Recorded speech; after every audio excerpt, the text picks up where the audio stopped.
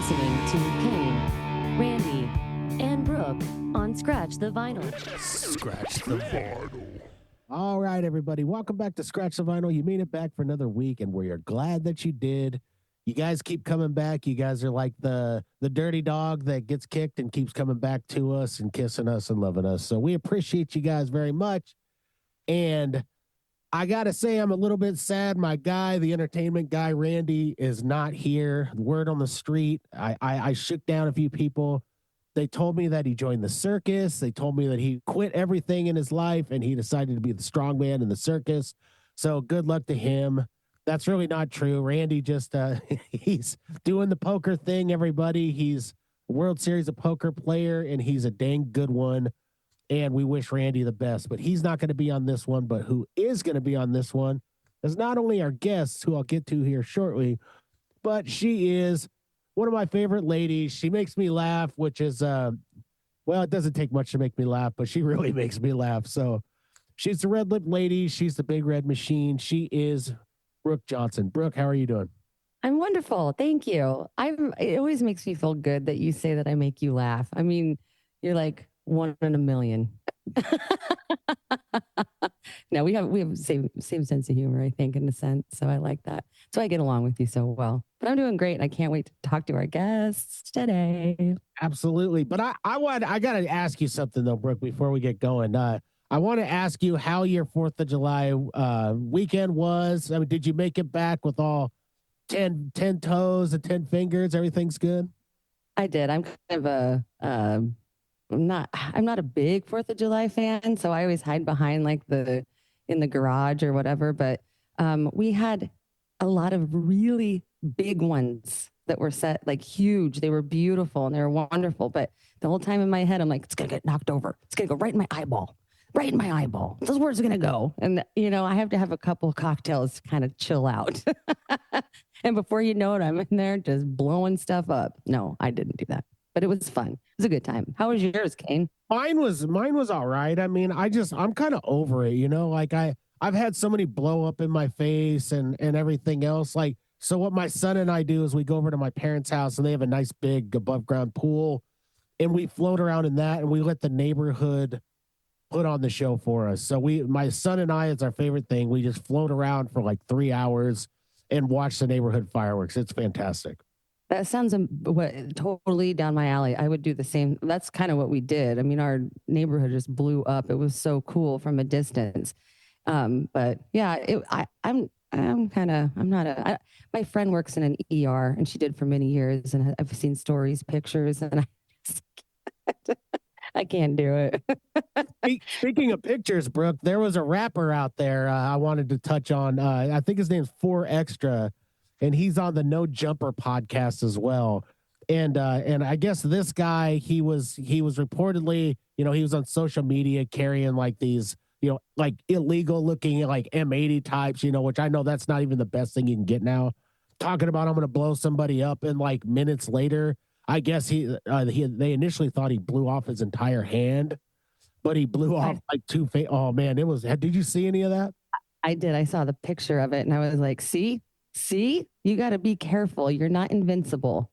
I know. And there's so many videos out there like that. It's like, oh, it's a new like dark web, but it's 4th of July accidents, Some of them aren't accidents. You're just a dipshit.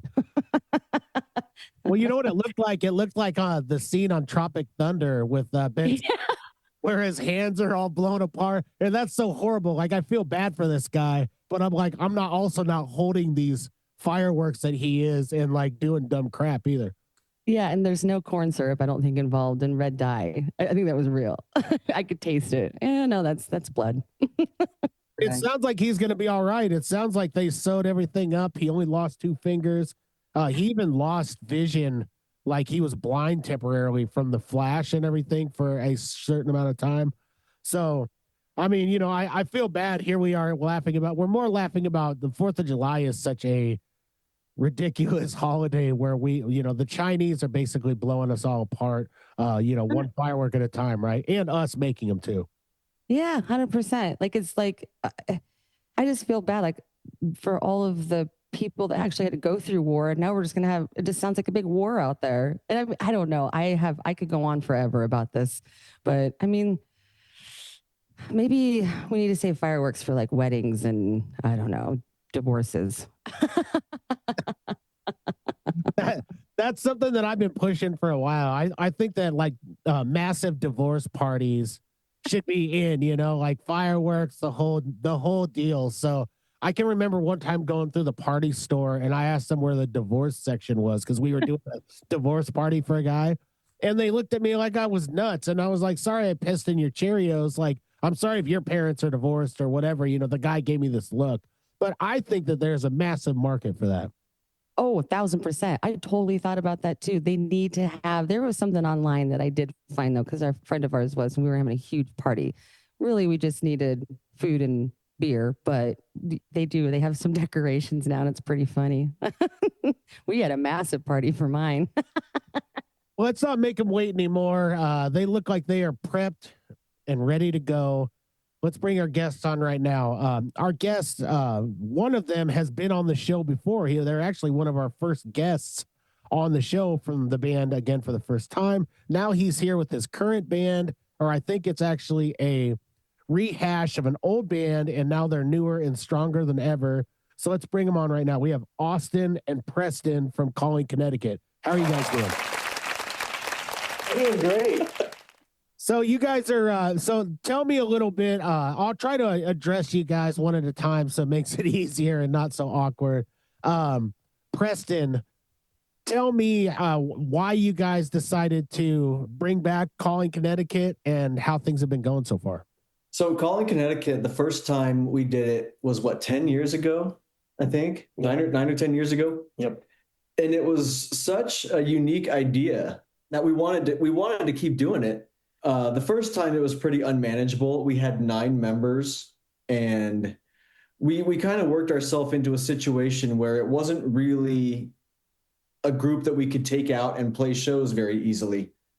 So we all kind of left and life happened for a while and we got the idea to get back together and we kind of pared it down to where it's a sizable group that we can take to venues and actually play shows now. So, but we retained all of the stuff that made it cool from the beginning.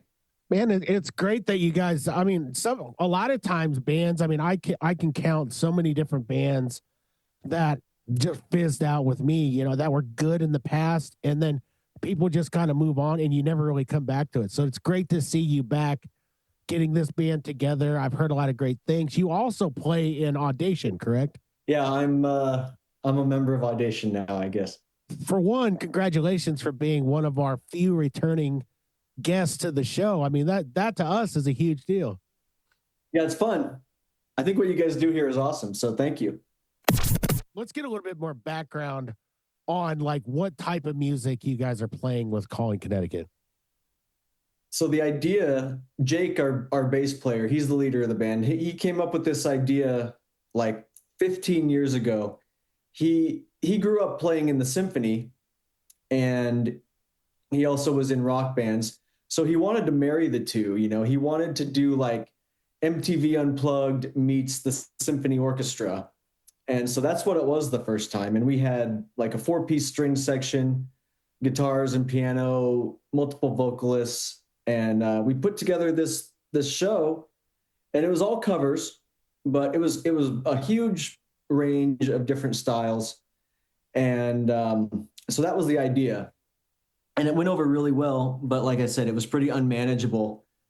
So this time around, we kept the same idea with the strings and acoustic guitars and all the different elements, but we're writing our own music this time, which is way cooler.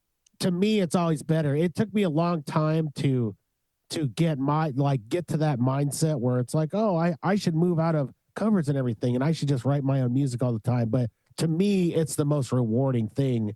It really is to be able to get your thoughts. And it sounds like a cool band. I mean, what you guys have going on, and you guys have actually been recording some stuff too, correct? Yeah, we just went in the studio with Morgan at Secret Studios. We got the final mixes done last weekend, I think.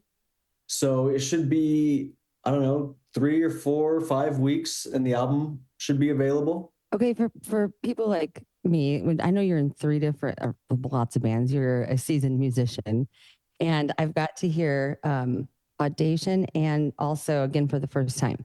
I have not really got to hear much music or like what Calling Connecticut, like what kind of music are you writing? Are they similar to your other bands, or are they? Is it completely? I mean, you know what I mean? Like, is it Christian rock or is it heavy metal? Or I get the idea of it, but like if I had to put a little title on it, which I hate, but what is it? What kind of music though that you guys are writing? Go ahead, Austin. Try to describe our band. It's a little tough to describe, but the best way I can put it, I would say alternative rock is probably, if you wanted to put it to a genre, that's what it is. We do have one song that's kind of bluegrass-y and country feel. So we do have a little bit of variety in our show. We're not afraid to try different stuff when we're doing things, but really the mass majority of what we do is alternative rock. You know, I've noticed a lot of musicians doing this lately is kind of meshing everything together. Like Ween, you know, they had country, they had rock, they had all these really cool different genres. And I think that's kind of a thing going on here because I think you have more to play with, no pun intended, but you get to kind of do whatever you want. And I mean, we're interviewing people that have video game music, and I'm just learning about that. And that's pretty badass, you know? I mean, you can do whatever you want. It's like, you know, I always say, like an artist, you paint your picture and that's how you want it. And it can mean so many different things to so many different people. And I kudos to you for starting to write your own stuff, do your own stuff. That is really hard. I can't even write a poem, you know, and I start saying roses are red and violets are blue. And I'm like, okay, somebody already did that one. It has to be so hard. I've always wanted to know, like, you know, when you're listening to a song and you're trying to think of another song title, that's how I get so confused. So I'd be horrible at trying to write stuff or play stuff. And you guys have how many members though? Because I know you said you started with 9 and you have We're down to 5 now. 5 of you. Yes. And what instrument do each of you play? Like, I want to hear your names and what instrument and what you say, whatever you do. We want to know. So Austin plays drums. Jake plays bass and sings. I'm on guitar. We've got Spencer on keys and piano, and we've got Jody on violin. Man, what a band, man. You guys are kind of in a dream band for me. This is something that I've wanted to do, like multi-instruments, you know, all the cool stuff you're doing. Are you guys playing out right now? Are you guys playing a lot of different shows? Yeah, we played, so Audation's album came out a couple months ago. So we teamed up with them and played at their CD release show. And then we actually just played, Saturday? Yeah. At the Upper Room here in Kearney. And you're from Kearney. That's where you're based out of. And do you guys travel around like Lincoln, Omaha, anywhere in Nebraska? Or do you guys kind of stay based in Kearney for now? Yeah, we want to expand and travel all over the place. We've only been back together since September. And so a couple of months writing all these songs and then a week in the studio. And now that all that's done, we're ready to start getting out there. So we've got 2 shows under our belt and ready to start spreading out a little bit more. That's pretty cool. I like watching you guys. I got to go to the studio, last year, whatever. And it's just like, I don't know. It's so intriguing. And then you see all the buttons and stuff like in Cain's basement. What is all this for? No, but it's pretty cool. I really like that. And the Morgan from the studio, he's a good guy too. And you guys work with a lot of really talented people for sure. I do want to know though, so Calling Connecticut, how did you come up with that? So the first time we were together, we had our show booked and it was massive. It was pre-sale tickets only. We had a dress code for people to get in. We catered a meal. It was a huge, huge event. So we had this thing booked, but we didn't even have a band name yet. And we were on our group text message, right? Mm-hmm. Trying to figure out a band name. And somebody said, with 9 people, we can't make a decision. So we should just start cold calling random phone numbers, and whoever answers first, just tell them, you have to pick our band name, and whatever you say, we will do it.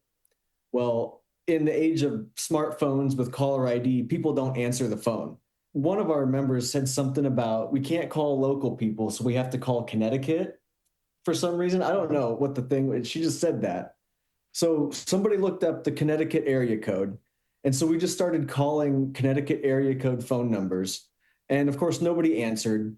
And so somebody in our group chat said, man, we've been calling Connecticut for an hour now, and we still don't have a band name. And we're kind of like, oh, we've been calling Connecticut for an hour. So that's how that worked out. That is really cool. It just is like a random little reason why I have a band name. It's just like when we talk. That's really cool though, because we talk about like when you're in a conversation with somebody and you say something silly and you're like, dude, that's a great band name. That's usually how they get started. Well, that's too bad you didn't get anybody to answer. That would have been pretty funny. Yeah, I never answer the phone if I don't know the number, because it's usually you owe $50,000. No, just kidding. That's pretty badass, man. What do you have coming up? I know we're going to talk about that a little bit later, but I know that we just kind of want to know some of the bar or places that you play. Because I know Kearney has some really neat places, and I hear them on the radio all the time. Like, go to Kearney for this or that. So where do you guys like to play there? Well, we just played the Upper Room last weekend. Jake bought the school in Riverdale, so that's where he lives. So he has a gym and an auditorium at his house. So we had a show there. We've been talking to the Other Side here in Kearney. We've been talking to Joe's Honky Tonk. We've been talking to the Nautical Rose over at Johnson Lake. So we've got a lot of stuff in the works. What do you guys do when you go to get these gigs? I mean, especially when you're trying to find new gigs. I mean, like, I know when I used to do it and I used to promote and, get the band together, and I would just cold call everywhere. And then I would just keep calling them and harassing them until they got me in. What's your method to getting some of these gigs? Right now, it's just connections that we already have. Between the five of us, we've been around Kearney for a while, and, we know the venues and we know the owners and we know the people. So we've just been talking to them initially. When we start branching outside of Kearney, I think, it'll just be a lot of cold calling, and that's no fun, but you got to do what you got to do, I guess. Well, you hate being told no, right? Like I that's the hardest part. For me, it was like you kind of get this shameless feeling to yourself where you just don't even care anymore. They're like, oh, who are you? No, I'm not interested. Then you just keep kind of like, they'll eventually see that you guys are playing everywhere and they'll get you in. Is it a harder egg to crack when you try to move into like Lincoln and Omaha? I think the thing is that you understand that the venue is taking a risk, right? Like, you could just be some dude in your basement that has nothing going on, and you're just calling them being like, yeah, let me play. So I think that once the album comes out, then we'll be able to say, hey, look, we're on Spotify, we're on Apple Music, we're all over the internet. We actually have real music, and, look at our Facebook page, and we're building a website. So we'll have pictures and hopefully video clips from shows that we have played so that they can see we're legit. And I think that'll help. Well, I got a question for Austin now. Just let's move to another side here. Austin, I want to know what lunacy brought you to drums. Why did you get into drums, and why are you a drummer now? Tell me your background in music. It started because I was a pretty hyperactive kid when I was younger. Some ADHD, so my mom needed an outlet for sure. She definitely needed a break. So drums it was, right? We got Rock Band too. So that was a big one. That really got me hooked on all different kinds of, music and playing there, and got me started. And then I just was hooked almost instantly. I loved playing it and played hard. I got up. I just joined a bunch of random bands as I've been going along. Preston played with me at church and was like, man, let's get you on board here over at Calling Connecticut. And I started with the 9-person group, quite a few years ago. And then he was like, hey, we're going to get the band back together. And I'm like, man, I gotta go back into that, because that music style I love that. I love it. What were some of your influences when you were younger, like just starting to get into music? What were the ones that really blew you away, that told you, I want to be a musician like them? Well, big for me, I was a pop punker, believe it or not, when I was younger. So Travis Barker is my go-to drummer. I like how he stylizes his drums. I've always been intrigued by that. I'm also a big fan of The Who, and how they play their music. I really like doing different stuff on drums that maybe people don't necessarily always hear all the time. Makes it interesting or different, but it still emphasizes the band. And Preston, I know we probably touched base on some of this stuff in an earlier episode, but if we didn't, or didn't, I apologize. But I do want to know like some more about you as a guitar player. Like who are your guitar heroes that really set it off for you? I mean, are you the typical Eddie Van Halen guy? Are you the David Gilmour type? Who really got you into guitar? I am not a solo guitar player. I'm like the anti-guitar player. I tell everybody I should have been a bass player. I don't like the spotlight. I don't like playing solos. I love rhythm, and I love figuring out why chords work together and building chord progressions. And I really like the songwriting side of it a lot more than the flashy stuff. So what really first got me into it was Bush, their first two albums. Moving forward from there, I got really into Shinedown. So Zach Myers is one of my favorite guitar players right now. And I listen to all the flashy guys, like Stevie Ray Vaughan is awesome, Kenny Wayne Shepherd, but I don't try to emulate that.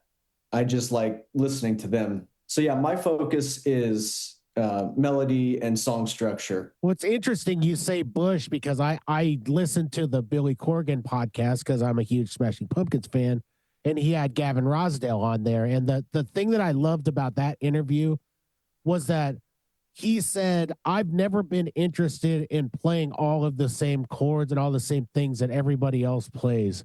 So he tries to put a song together. And I'm also a huge Bush fan. So when you go back and you listen to their catalog, I mean, you're absolutely right. Like they put together these amazing melodies, but they put it together in a way that you never really heard it before. So I could definitely see that from them. But I thought that was so interesting that he's not interested in playing what everyone else does. He just wants to make music and kind of turn things around and do it his own way. So I mean, that's definitely a great influence to have. Yeah, Smashing Pumpkins were actually a big influence back in the day too. I love Billy Corgan, and they come at it kind of a weird way too, you know. So yeah, I've taken quite a bit from Billy Corgan too. All right, it's that special magical time of the podcast where we run the Elegant Sasquatch ad. That's right, those kooky guys at the Elegant Sasquatch Beard Co. And then we will get back to it right after the local roundup. There's an action-packed lineup going on this weekend, like always, in this fine area in town we call home. Then after that, we'll get back to our guests from the band, Calling Connecticut. Dude, last night was a rager. I literally don't remember anything. What happened, and why do our beards smell so bad? It all started when a Sasquatch came out of the woods.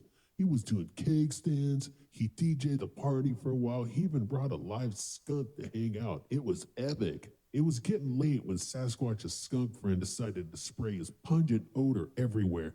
Now our beards smell like rotten eggs and trash. Don't worry, friend. Ah! Is that you, Sasquatch? It's me, your boy Squatch. Have no fear, my nose-melting follicle friends. I have just what you're looking for to get the skunk stench out of those skunktified beards. The Elegant Sasquatch Beard Company has all sorts of balms, butters, oils, and washes to turn you from skunk to hunk in no time. Oh, bro, this is a trip. I feel like I'm dreaming, man. I'm gonna go back to bed. Well, pinch yourself now because you're not dreaming, my friend. I'm here to tell you about all the great things going on at the Elegant Sasquatch Beard Company. Oh, tell me you have something to help us with these smelly beards. Not only do I have something for that, but I have so much more. Head on over to elegantsasquatchco.etsy.com to check out the shop and look at all the different beard balms, butters, oils, face washes, and bundles that we have to offer. In addition to all of our great prices, if you mention the Scratch the Vinyl podcast with Scratch30 at checkout, you'll get an additional 30% off of your order. Oh man, this beard wash is amazing, and these oils smell so good I could drink it.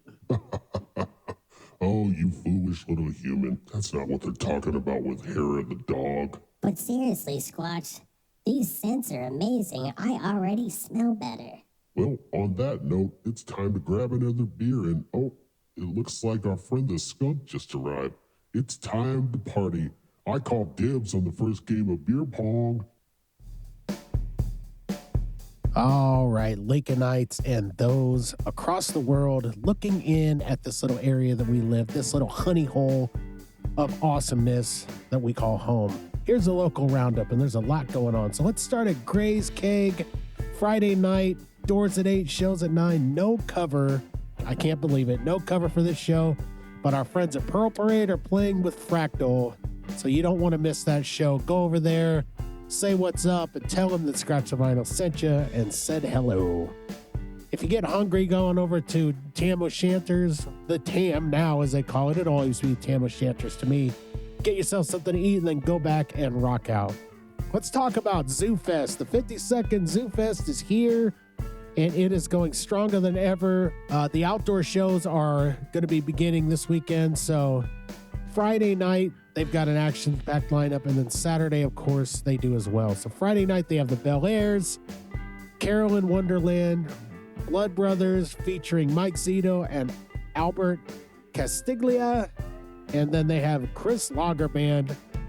Man, what a show. And then Saturday night, they've got Sailing in Soup, Church of the Blues, Kelly Hunt, Tommy Castro, and the Painkillers, and then Josh Hoyer and the Soul Colossal. That's right, Soul Colossal closing it down and doing what they do best. It looks like it's $35 per day or $60 a 2-day pass. I keep saying night, but I'm not really sure on the times.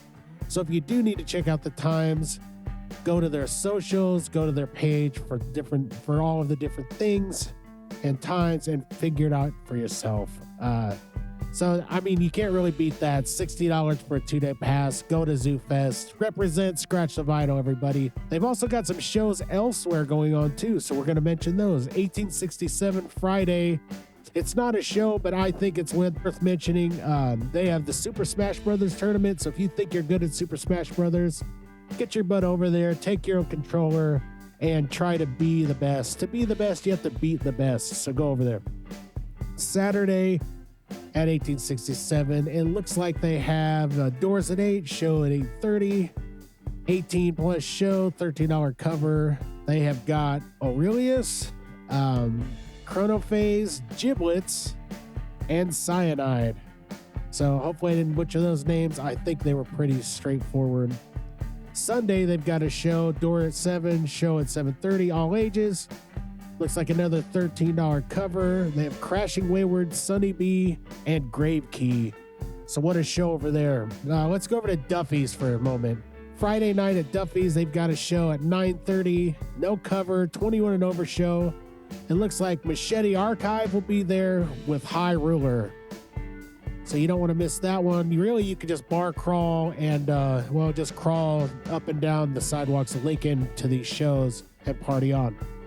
If you're crawling a long ways, you can crawl your way over to the south now, over to Rosie's. Saturday night at 9 p.m., they've got Omaha-based Simplicated. So go to that show if you can. And obviously, everybody spread the word about Scratch the Vinyl. If you're a musician out there and you listen to the show, please feel free to send us your schedule and we'll try to get it out there as best we can. I'm not saying we're going to announce everything, but if it's definitely a Lincoln-based show or close to the area, we would love to hear about it. So now let's mention our sponsors quickly, very quickly. We mentioned Gray's Keg. We mentioned the TAM. Also, Backtrack Records, Roots Music Shop, Sly Ink Tattoo, Lil Bill's Barbecue, and last but certainly not least, American Senior Benefits. Ask for Jason DeGosh, the man with the plan, the man, the myth, the legend. Get a hold of Jason DeGosh at American Senior Benefits. Now let's get back to our show, this action-packed show with our guests from Calling Connecticut. Okay, I have a quick question for you too. First time that you were listening to some music, and everybody, doesn't matter if you're a musician or not, you always remember that first time where you realize like, oh my God, this is like the coolest thing I've ever heard.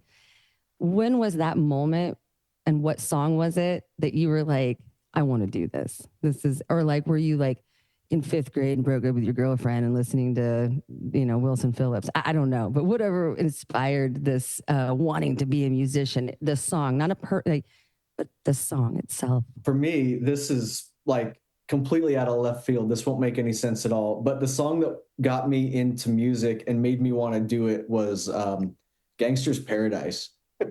Isn't that weird? I don't think it's weird at all. I think it makes perfect sense, but elaborate on why. What about it got you? I grew up in a family that only listened to country music. And then my best friend in middle school hated country music and he would never listen to music with me. And finally he was like, dude, I made you a mixtape so that you stop listening to this horrible country music. And it had some Bush on there and whatever was on the radio at the time, but it was when Gangsta's Paradise was like everywhere. And so that was on there. And I think it was probably the first song on there. And I listened to it and I was like, oh, wow, there is some pretty cool stuff out there. So I wore the tape out. How could you not like that song? That's great. Yeah. It was amazing. I love that you said that. That's pretty cool. What about you, Austin? For me, it's a little bit of Foo Fighters. I liked Learn to Fly. That was a big one for me. I absolutely adore that song and will play it again and again and again. So it was just like one of those, like, I'm going to learn to fly in music kind of mentality. Like that was kind of where my brain opened up to. And you can't go wrong with Foo Fighters. I love Foo Fighters. I like the Foo Fighters. I think we should all figure out how do we say it? Foo Fighters. I love them. Give me your best, Austin. Foo Fighters. Foo Fighters. There you go. Oh, hey, we got another guy coming in. Hey. What's up? No, you're good. You're good right there. Best in the background. So you can't just come on and we got to know who are you and what do you do in the band?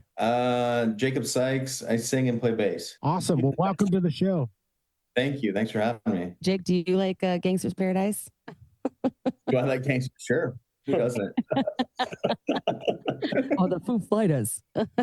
Who's your favorite inspirational band that when you were younger you're like, yeah, I'm gonna play this, I'm gonna do this, and then I want to know.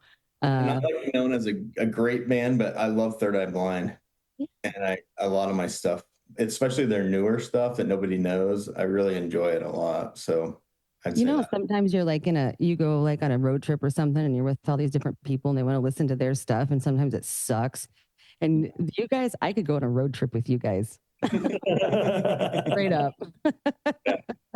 They could have an impeccable band soundtrack going on to one of their gigs. I mean, just the stuff they mentioned here would be pretty good. So Jake, you sing, are you the main singer or how many people in the band cover singing in this? I'm the main singer, and then Preston and Jody sing backup. And so yeah, and singing's new to me. I just started taking vocal lessons 2 years ago because I wanted to do this and didn't know if I was going to be able to, and just worked really hard at it to get to where I'm at. So I'm in the symphony. I was classically trained. I play the stand-up bass and violin, but sing and play electric bass here. What made you want to come to the front then and sing? I mean, have you always wanted to be a front man? Not really, but I was a bass player in other bands for years and just kind of sat in the back. And so I don't know. I just, to be honest with you, my therapist said, do things that push you outside your comfort zone. So I said, well, that would be way outside my comfort zone is stepping up. And so I started taking voice lessons and it is every time I get up there to do it, it's kind of scary, but Plus our other two singers quit. So yeah, that made a difference too. So going to a vocal coach, how wrong were you singing? Like, that's the thing I've always been afraid of is like, if I go to a vocal coach, I've been a singer for a long time. They're just going to tell me, oh, you're terrible. This is what you need to do. How bad, and I don't mean you're a bad singer, but were you doing everything wrong before? Yeah, well, and I didn't do anything before, so I didn't really sing at all. So it was kind of a fresh start. So I didn't have any expectations or anything. Like I was like, just lead me through this whole thing. And so it was very, very basic to start. I've enjoyed it. I have a really good vocal coach. He does a nice job. So I've come a long ways in 2 years. And this is a wild story. I mean, it's a couple singers quit. You know, you were sitting behind the strings. Your therapist told you to get out there, and here you are, the front man. I love this story. Like this is one of the best stories I've ever heard for somebody getting up there and singing. So, hey, kudos to you. I hope it's going well for you guys, and I'm glad you joined the show. So let's move on to a question that we always kind of get into. We've kind of dove into kind of what you guys listen to, but what we haven't dove into yet is we are avid vinyl collectors. So I want to know. I'll start. Well, I'm looking at them left or right. I'll start at Preston and work my way over. Let's talk about those collections. Preston, I don't remember, so remind me in the audience. What do you have for a vinyl collection? Do you got anything? I had a bunch of vinyl, but my record player broke and I was going to move and I didn't want to move it all. So I sold it all to Buffalo Records. So I got no vinyl right now. Oh man, that is sad. I want to tell you this, Preston. Next time you guys have that urge to get rid of all your vinyl, I'm going to give you guys my number. Please call me first before you go to Buffalo Records or who else. Not that my wife wants me to have anymore, but that's a sad story. All right, let's ask you, Jake. What do you got? I have a very large vinyl collection, mostly 90s stuff, but it's fairly new to me. We moved into an old schoolhouse, and so we had a ton of space. And so I started collecting vinyl, and I got a really nice record player, and my daughter's really into it. And that was like one of the happiest moments of my life when my daughter said, "Can we get dinner and go to the record store and shop for records?" I was like, yes. So I have a lot of like Sabrina Carpenter and Taylor Swift stuff for her, but then all my stuff is mostly 90s stuff. Last night I was jamming out to 311 because we're going to see them this weekend. So it was fun. And you're parenting right. You know it. I'm trying to get my kids into records. You are absolutely doing it right. It doesn't matter about anything else in your parenting style. You got one of your kids into records. So good for you, man. Let's move over to you, Austin. What do you got? You got a big record collection? Do you got some tapes that you're sitting on? What do you got? I don't really have much of anything for vinyl as far as that stuff goes. I do almost everything through Spotify right now, is how I do things at the moment. But really hopeful to start doing more vinyl in the future because I love a good vinyl record player. I got some buddies that do that, and I don't know. The feeling of putting a record down too, just in general, to me, just is awesome. But then listening to it as well, I think it would be dope. Are you a big playlister on Spotify? Like, do you have some massive playlists? Like, I'll share with you. I have a couple playlists of different types. Like, I don't know if you guys know what new metal is. I'm spreading the word. New metal is, like 2000s metal, Korn, all those type of bands. I have 1,000 songs in that one. I have another one where I have like 3,000 songs, hours and hours of curating this stuff. I have no idea why, but do you have massive playlists on your Spotify? I wouldn't say they're massive. I definitely don't have 3,000 or 1,000 songs on a bunch of them, but I do different playlists of like different genres and stuff of music that I like. And then we'll put like, I don't know, probably 200, 250 on there a piece, which helps me when drumming too. I can throw on a different playlist and play to different styles of music too. Yeah, it's a blast to hit shuffle on mine. You know what I mean? Like I never know what's going to come in. So every day is like listening to what I call, for lack of a better term, like Satan's jukebox, Not that I want Satan to curate a jukebox for me, but it's like you never know what's going to come through on some of these. It could be Gangsta's Paradise, it could be Easy-E, and then it could move over to the Carpenters and in different things like that. So I always like to talk to people if they don't have a collection, what they have for Spotify. So Brooke, what have you been buying lately? I know you've been record buying and going to different. So what have you and Jason been picking up lately? Well, we're big fans. We're big fans of a lot of people, but Pearl Jam is a big one. So we got No Code. We just bought that one. And then my mother found just a couple months ago, Carly Simon, and I haven't seen that forever. I haven't seen it forever. I was like, hell yeah, I'm putting this on. We're talking about your Spotify and all that. Don't we have a scratch the vinyl Yeah, and it has so much on there. It has, if you just mention something, he's going to put it on there. So we're going to have Foo Fighters. We're going to have Bush. We're going to, I don't know when he has time to sleep, honestly. But I like your playlist though. It's a plethora of music. But yeah, it just depends on what I want. The other night I was cooking supper, put a vinyl on, and I had food all over my hands, and I'm like, okay, how do you do this? I have to come up with a way where like a little computerized dog or something goes over there and like switches it for me. I don't know. I just don't want to scratch it too much.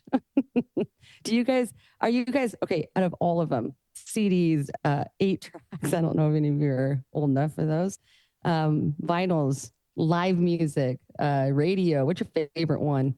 Live music for sure, but then vinyl right after that. I think vinyl is just such an intentional way to listen to music. If you're going to put vinyl on, you kind of have to babysit it a little bit, because that record's going to end. And so I don't know. I like after work just going and putting a record on and drinking a beer, and it's just a real intentional way to listen. So, but live music's always the best. Mm-hmm. Oh, I agree 100%. I love live. And you could maybe not even really like the band per se, but if you go and watch them, it's kind of like country music. I'm not a big country fan. I have a lot of respect for them, but I've been to a couple country concerts and I was like, damn, they put it on better than Gaga, like it's pretty badass. What about you guys? Do you like live and vinyl? Those are my two favorite.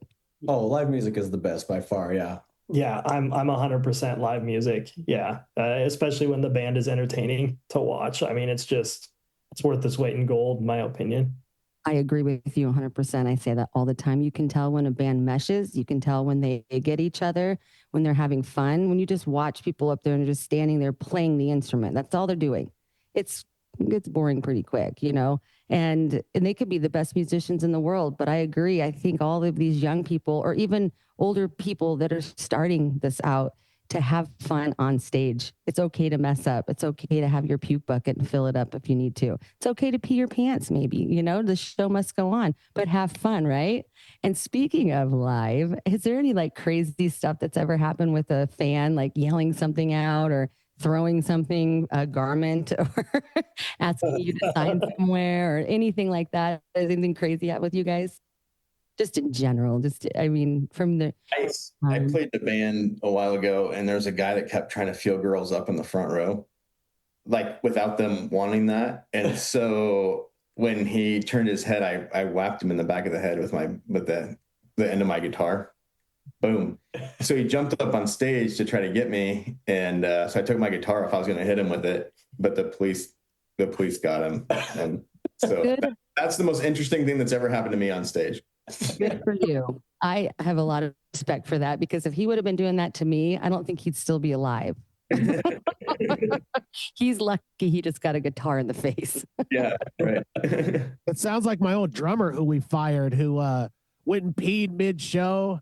And then another drummer came up and helped us drum the rest of the song. And then he went out there and danced like it was Footloose and felt up all the girls, like he was grabbing them by the old, the Trump front, I'll call it. And obviously he got fired. So I love that you ousted this guy like you were going to beat the crap out of him with your bass, man. Good for you. That is awesome. I had one of my friends at one of our concerts. So it was just packed. It was downtown at Vega. And there was this fight, and he just stopped the whole show, everything. And he said, I need you guys to leave. This is not a place where we got anger. We're not fighting. We're not doing any of that. And the big security guards took him right out, and they couldn't come back. And it's a vibe, you don't want that. Thank you. On behalf of all women and men. I'm not condoning hitting people with guitars unless you're groping women, okay? Can you imagine getting hit with a bass guitar? I mean, it would hurt. Good Lord. Yeah, I didn't hit him lightly. It would have hurt. Didn't Chris Novoselic throw that one up at the VMAs and hit himself in the face and knock himself out? Knocked himself out. That's not funny, but that's awful. I always love the stories that I had another friend too. He had playing his guitar, and he turned around and he thought that the stage was a lot longer, and it wasn't. And he fell back, but he grabbed his beer, had his guitar, and saved it. He had his beer on the ground, and then he puts his beer down and starts playing again. And he's laying on the ground, and we're like, what is going on? But you know what? You guys are professionals. I guess that's what you do. Speaking of live, so I have a question to ask you guys. We don't ask this usually, and I don't want to like bring out the worst in the band if it's like one of those situations where it's like, oh, this guy's fighting this. But how do you guys handle drinking and gigs? Because I know like in my bands, it was like the beer Olympics at all times, right? We were basically, it was like, how much can we drink and how long can we hold our instruments? And we just happened to get on some of them, not all of them. I swear I was a professional at one point.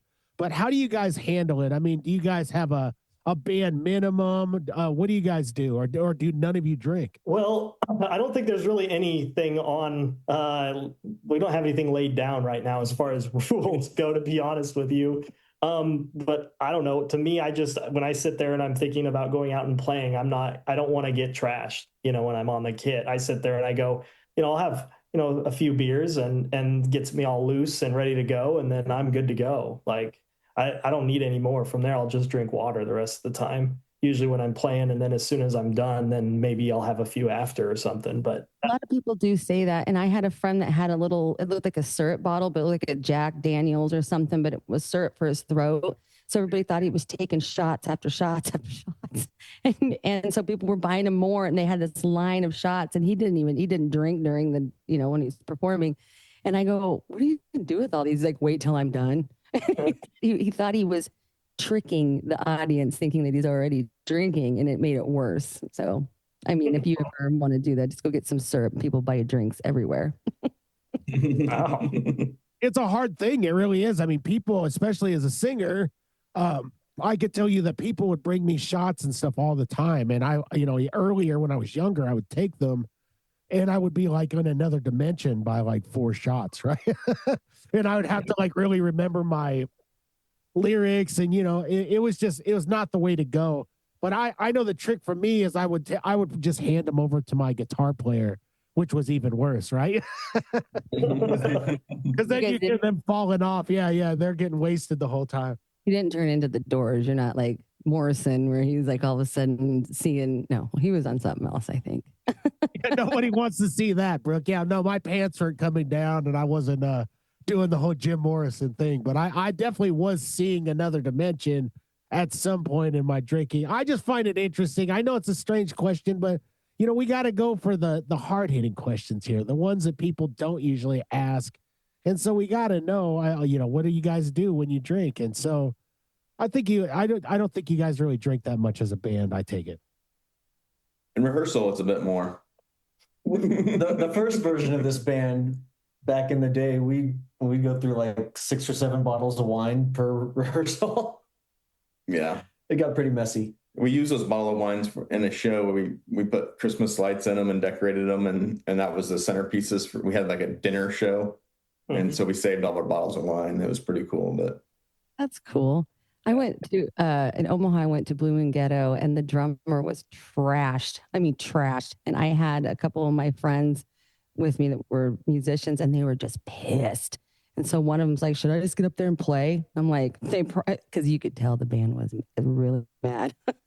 And but he just kept going and kept going.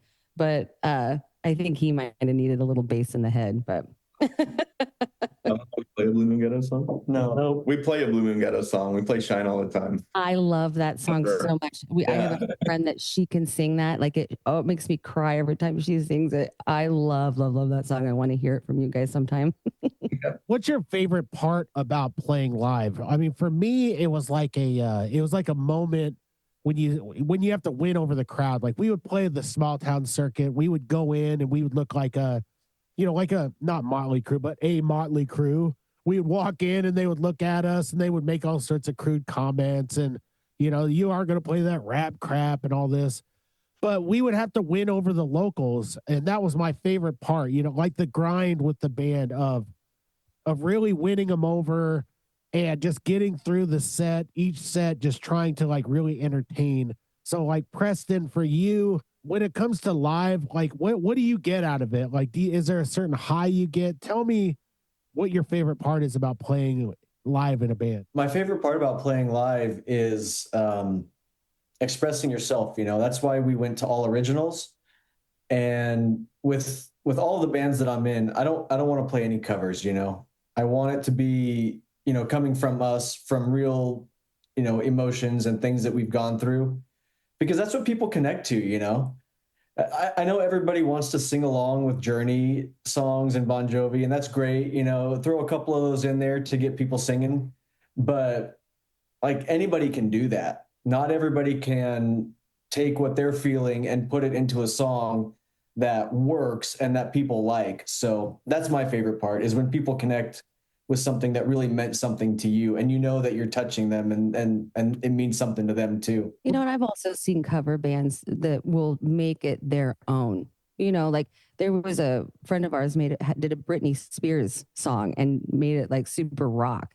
And I think that's kind of badass. I think that's fun to do that kind of stuff. You know, you don't sound just like them. And then now you guys got to do your own thing. But I really do like the cover when you guys make it, when people do it their own. Wasn't it Gin and Juice? I like that one. Sipping on gin and juice, laid back. That's that country song. Yeah, I like that stuff. I love that. Anyways, you guys ever do that? Make your own with the cover? We haven't yet. We didn't in the old version. I would say we did. Oh, that was basically what the band was. We did, because we had strings to it. And Okay, yeah. See, I think that's really cool. I like that. But it is so hard though to do your own stuff. I couldn't even imagine. We played Korn on acoustic guitars. Mm-hmm. Yes. Oh, that's so cool. I love that. Yeah, right on. Oh, it's that time of the show, Brooke, where we definitely got to ask them. Time is flying on it. We got to ask you guys, what are you guys up to? What do you have coming up soon? What's your schedule like with the band in terms of playing out? What do you guys have going on? Well, we have our album comes out here in a couple weeks, so that's what we got going on. That's a big deal, and then we'll be booking more shows around locally and hopefully heading east to Lincoln and Omaha soon. What's the release date on that for the listeners out there? I mean, so they can put it together. These come out every Friday. Yeah, probably August, first week of August. Awesome. And you guys will probably get on local bandwidth and all that in Lincoln. If you guys talk to Luna out there, yeah. So we'll definitely hear you guys on there. We'll look out for that release. Do you guys have any more live shows lined up here? We don't have anything right now. No, we have people asking, but we just haven't committed to a whole lot yet. Kearney's a fairly small town, and we played 2 shows here in the last 5 weeks. Mm-hmm. So you can't really play too much in your own market when it's not very big. So, especially as an original band, you don't want to oversaturate yourself in the market. So that definitely makes sense. Well, I definitely hope if there's any way we can help you guys, you know, with shows here in Lincoln, feel free to reach out to us. I hope to see you guys coming east, as you said, and conquering this area. I hope to see you guys on a bill, and we will definitely look out for that release. And we're looking forward to hearing you guys on local radio here on KIBZ, which would be Luna and local bandwidth. So I look forward to hearing that. Brooke, what else? You got anything else before we have to go? No, but I had a fun time talking to you guys, and I hope to have you guys come on again. And I am going to come see you, but also I want you to come to Lincoln, and we are going to set something up. We have to set something up. I think you guys are phenomenal. We have a few sponsors that I think would love to have you as well. So yeah, excited for you guys. Super excited. I can't wait to hear it all. Thank you. Thank you. All right, everybody, we did it again. We had a repeat with Preston. He came back on the show, this time with Calling Connecticut, and we definitely appreciate the band coming on.